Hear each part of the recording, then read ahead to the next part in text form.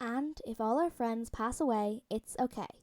A Marvel fanfiction written on AO3 by WandaViz28. The link for this fanfiction will be in the description box below, so I encourage you all to go check it out. They were dead. All of them were dead. Peter had killed them. He'd pulled the trigger. Once upon a time, they trusted each other. They trusted Peter in return, and Peter trusted them back. But those times were far gone. With many close calls he'd faced, Peter knew he couldn't trust anyone. Not anymore. He learned. You either stab them in the back, or you get stabbed. There was no in-between. It's such an obvious choice, Peter thought, as he walked down the seemingly empty road. Years ago he would have chosen the latter, but now the chances of survival are low. They were precious, and if it means he would have to eliminate the people he once called a family, so be it. He should feel guilty, and maybe he does, but it really doesn't matter, because what's done is done. He killed them. He looked straight in their eyes while raising the gun, watched as the realization dawned on their face.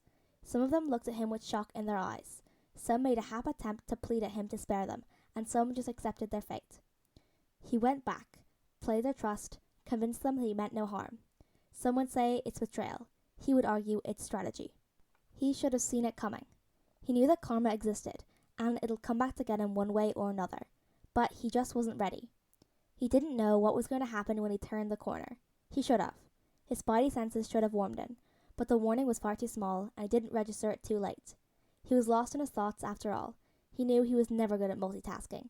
He should have been focused. It was too late. He turned the corner, and before he knew it, his feet were stuck in the unseen space and tripped in, sending him sprawling across the wooden floor, landing with an oof, as his gun got out of his grip and landed a little out of his reach. "I thought the Peter tinkle would have warned you," Tony smirked. Peter let out a scoff. Tony knew how much Peter hated it when he called it his Peter tinkle. His aunt had started the name and, Peter remembered the look on Tony's face when he'd heard about it. The moment, however, was lost when they both remembered why they were in this position in the first place. Screw the Peter tinkle comment, Peter told himself. There were bigger issues at hand. He moved to grab his gun, but Tony was 2 steps ahead of him, figuratively and literally, since he kicked the gun across the room before Peter could make such an attempt. Peter quickly got up and thought of running, but knew it wouldn't matter. He had nothing to fight back with. He wouldn't be fast enough. In other words, Peter was fucked. He was gonna die. He hesitatingly turned back to face the only other person in the room, Tony Stark, who already had his gun pointing at Peter, his finger resting on the trigger. It was terrifying to say the least.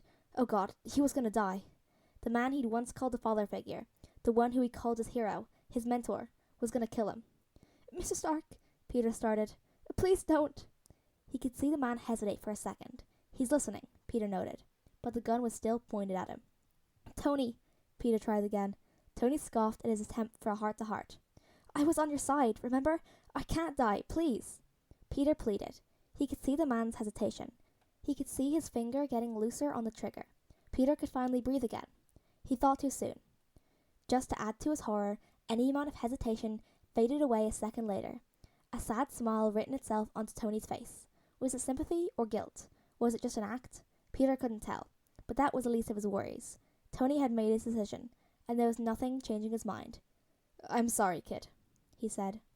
Those last words Peter Parker heard before the trigger was pulled. All Peter saw was red. It scattered his clothes, marking their territory to end Peter's life. It was bright red, then yellow, then green, then it was pink. "Oh, come on, Mr. Stark, you can stop now." Peter rolled his eyes and tried to wipe the paint off his suit. "No need to shoot me more than once." "That's what a sore loser would say, Peter," Tony said, sticking out his tongue like the mature adult he is. Before any of them could make any further comments, a voice interrupted.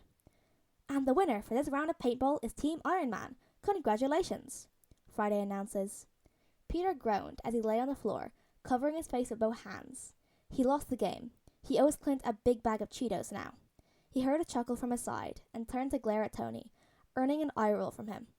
There, Tony said, not even attempting to hide a bemused smile on his face.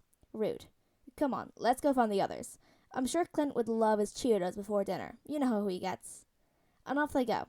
No one actually dies. They had pizza for dinner, and Clint got his Cheetos. The end.